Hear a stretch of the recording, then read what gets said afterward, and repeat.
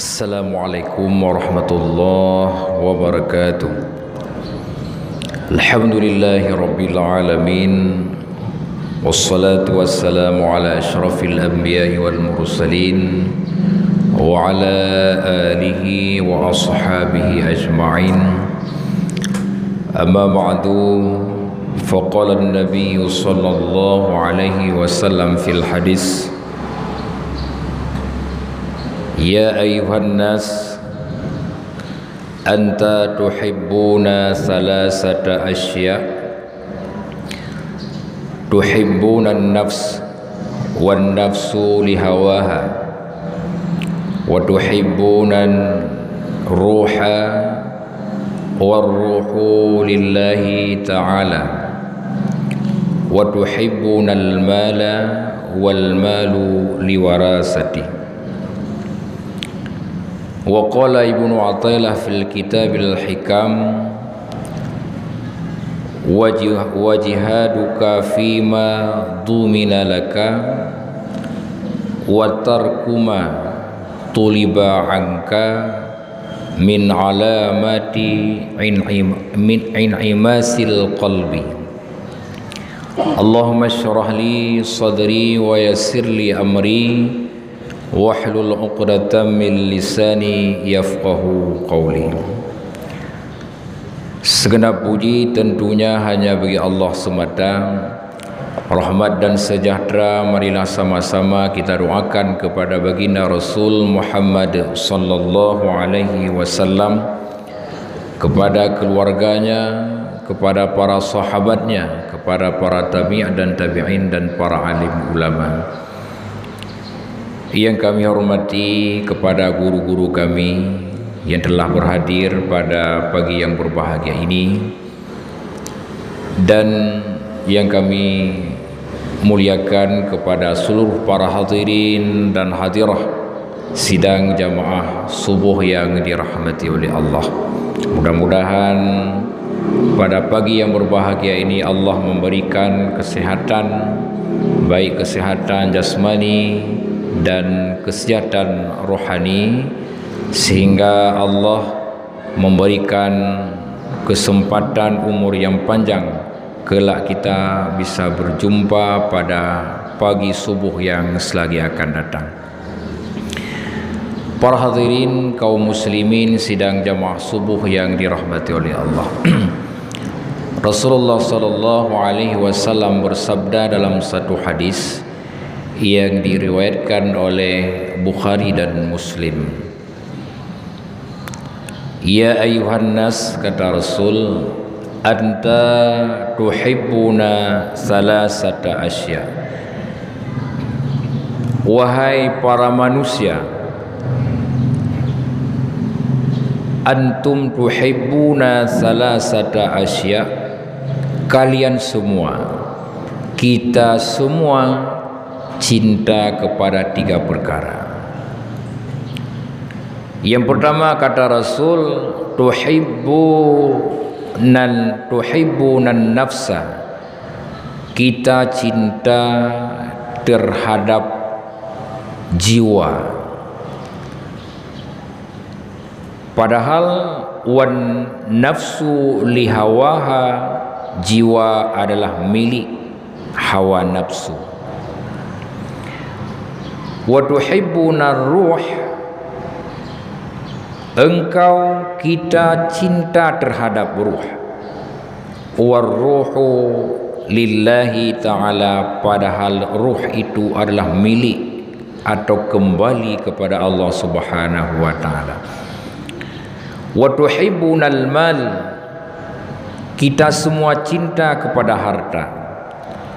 Wal malu liwarasati, padahal harta itu milik bagi ahli waris. Hadirin kaum muslimin sidang jamaah subuh yang dirahmati oleh Allah. Cinta kepada tiga perkara tersebut adalah fitrah, artinya pemberian Allah yang murni. Cinta kita kepada jiwa kita, cinta kita kepada ruh kita, cinta kita kepada harta kita itu adalah fitrah, pemberian Allah, anugerah Allah. Namun Rasul mengingatkan kepada kita, kita cinta terhadap jiwa kita.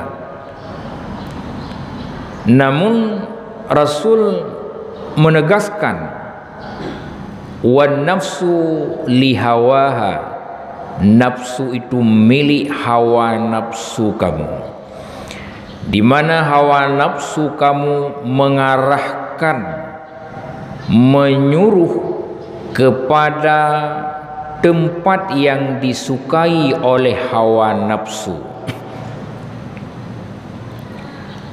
Berbicara masalah hawa nafsu tentu mengarah kepada yang namanya iblis atau syaitan. Innahu lakum aduwwum mubin, kata Allah.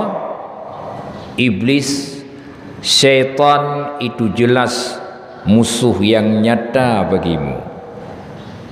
Mereka para iblis hanya mengarahmu kepada jalan yang salah, di mana iblis adalah salah satu narapidana neraka, ahli neraka yang telah ditetapkan oleh Allah dari semenjak dulu. Maka tugas mereka hanya menipu, mendaya, mengajak semua makhluk, baik itu jin atau manusia, untuk menjadi teman mereka kelak di dalam neraka. Kita cinta terhadap jiwa kita, selalu menjaga kesehatan kita, selalu menjaga kebugaran tubuh kita, selalu menjaga keselamatan tubuh kita. Itu adalah perintah agama untuk menjaga kemaslahatan badan. Bahkan salah satu fungsi daripada syariat, lihifdzul nafs, untuk menjaga jiwa kita daripada mara bahaya. Namun cinta kita kepada jiwa kita itu ada batasnya. Bukan seluruhnya kita mencintai jiwa kita, karena sesungguhnya jiwa kita itu adalah milik hawa nafsu. Yang namanya milik orang lain, tentu kita tidak akan mempertaruhkan segala sesuatu untuk barang yang bukan milik kita pada hakikatnya. Kemudian yang kedua, kita cinta terhadap ruh, sehingga kita menjaga keselamatan kita, membeli nyawa kita dengan obat, menjaga nyawa kita dengan keselamatan. Wadadaba kenderaan, berhati-hati. Waktu mengerjakan pekerjaan-pekerjaan yang punya resiko dengan penuh hati-hati. Kenapa? Cinta terhadap ruh, cinta terhadap nyawa. Namun kata Rasul, nyawa itu bukan milikmu. Warruhu lillahi ta'ala, ruh itu milik Allah Ta'ala. Dengan berpisahnya ruh dengan jasad, maka ruh itu kembali kepada Allah, bukan milik kita. Pertama, jiwa bukan milik kita, tapi milik hawa nafsu. Yang kedua, ruh. Dengan ruh itu menjadi mesin, menjadi kekuatan hingga kita bisa berjalan, juga bukan milik kita tapi milik Allah. Wal mal, engkau cinta kepada harta. Wal malu lil warasah, harta yang engkau cari siang dan malam tanpa mengenal lelah. Engkau mengatur waktu dengan waktu sebaik-baiknya. Engkau mengatur waktu kepada 3 bahagian: untuk beribadah, untuk bersilaturahmi, untuk mencari rezeki yang telah engkau dapatkan itu dengan jalan yang halal. Namun harta itu bukan milikmu, kata Rasul. lil warasati, milik ahli warismu, maka cinta terhadap harta itu ada batasnya. Maka yang menjadi milik kita apa juga? Harta kon milik gedanya, roh kon milik gedanya, nafsu jiwa kon milik gedanya. Yang kita miliki hanya iman. Udkhulu fis-silmi kaffah, kata Allah. Masuklah kamu semua dalam surga itu dalam keadaan kafah, artinya dengan iman.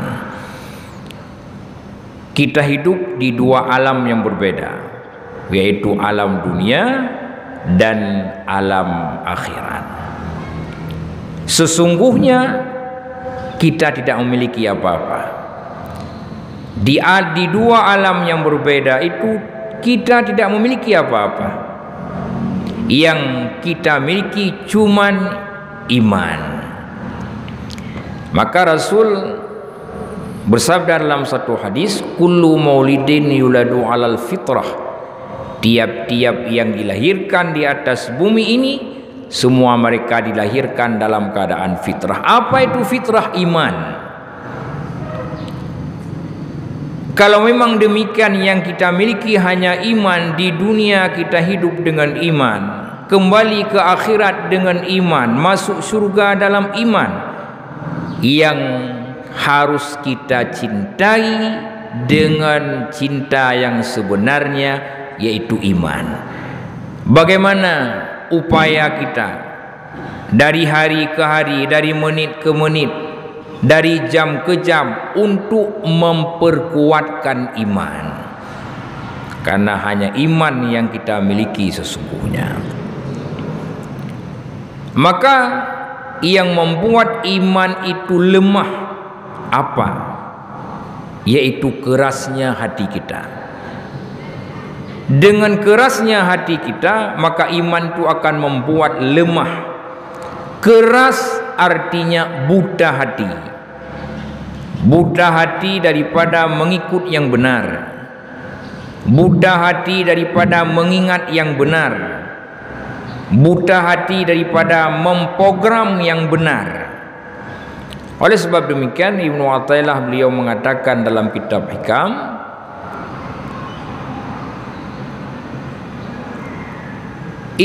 ijtihaduka fima dhumina laka wa tarkuma tuliba anka min alamati in'imasil qalbi.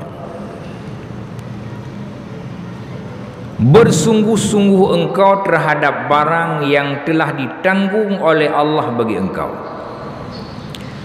dan engkau tinggalkan barang yang diperintah oleh Allah daripada barang tersebut. Itu, kata Ibnu Athaillah, merupakan bahagian daripada orang-orang yang keras hati. Yang menjadi sebab keras hati kita adalah karena kita bersungguh-sungguh, berlomba-lomba, bermegah-megah terhadap barang-barang yang pada hakikatnya Allah telah menanggung barang tersebut terhadap kita. Allah kalih janjikan rezeki kepada kitanya. Allah kalih gepudente rezeki kitanya. Allah kalih gato rezeki kitanya dari pat manteng akan datang kepada kitanya. Kemudian kita bersungguh-sungguh mengkhayal, tidak ada habis-habisnya, memikirkan terlalu jauh, sehingga dinamakan dengan jihad. Bersungguh-sungguh, bersungguh-sungguh terhadap barang yang telah ditanggung oleh Allah, itu merupakan tanda daripada keras hati. Kemudian meninggalkan barang yang diperintah oleh Allah, yang barang tersebut yang diperintah oleh Allah pada dasarnya adalah untuk menguatkan iman. Salah satu Penyebab bertambah iman adalah memperbanyakkan ibadah. Ibadah.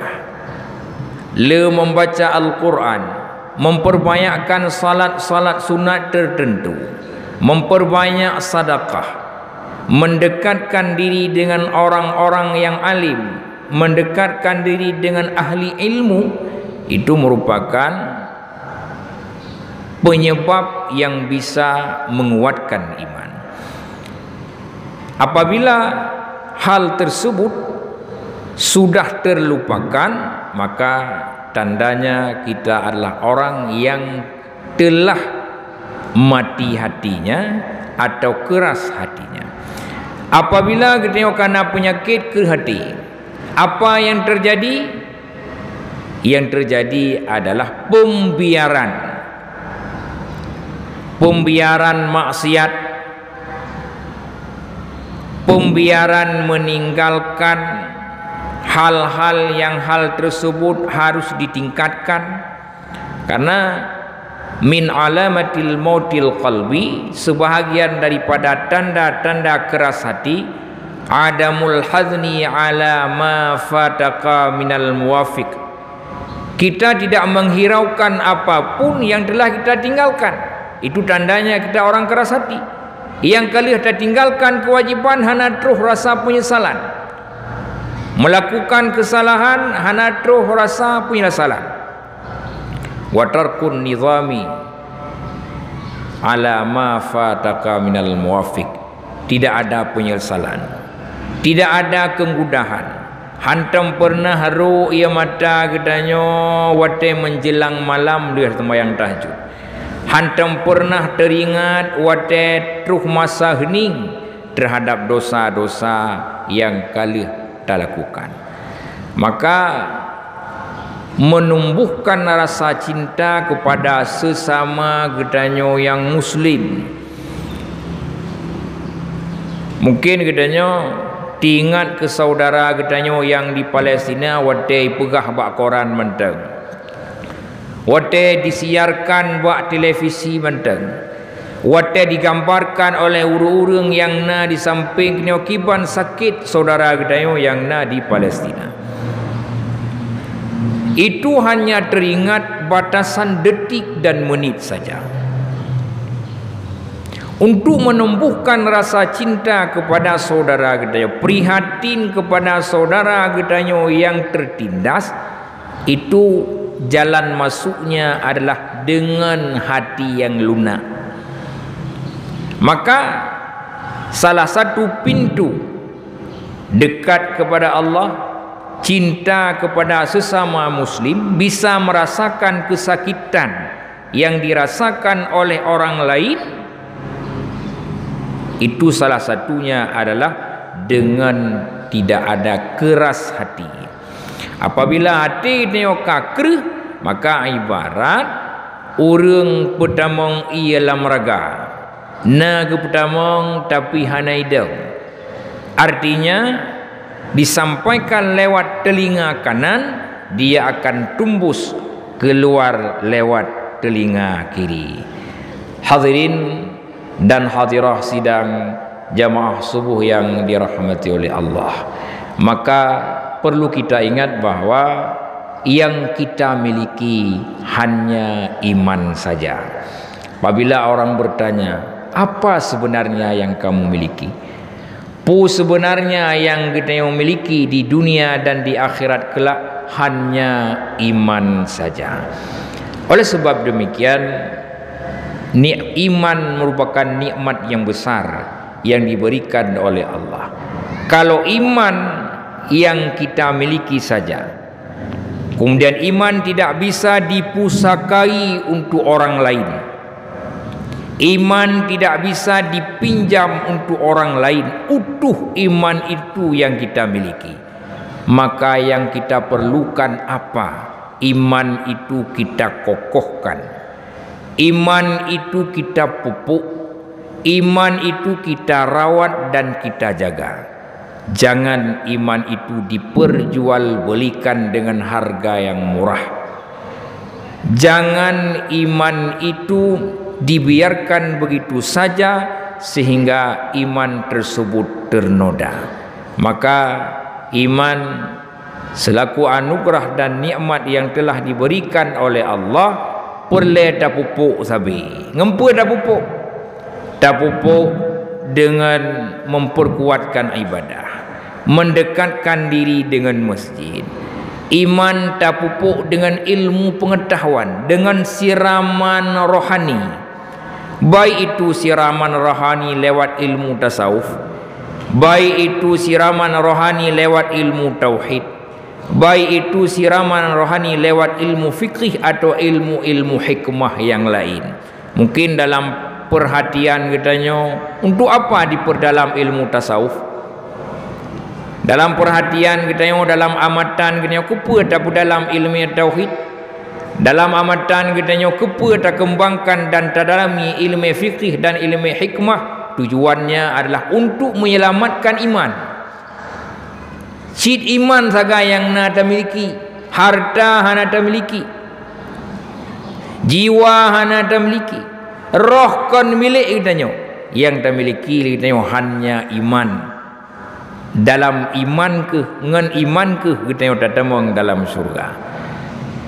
Para hadirin dan hadirah sidang jamaah subuh yang dirahmati oleh Allah, maka mari sama-sama kita tingkatkan keimanan kita, kita tingkatkan ketakwaan kita kepada Allah Subhanahu wa taala, mendekatkan diri dengan masjid, mempererat tali silaturahmi, memperkuat persatuan dan kesatuan, saling cinta satu sama lainnya, saling memperingatkan satu sama lainnya, saling mengarahkan satu sama lainnya kepada jalan kebenaran, dan saling membela satu sama lainnya pada jalan kebenaran.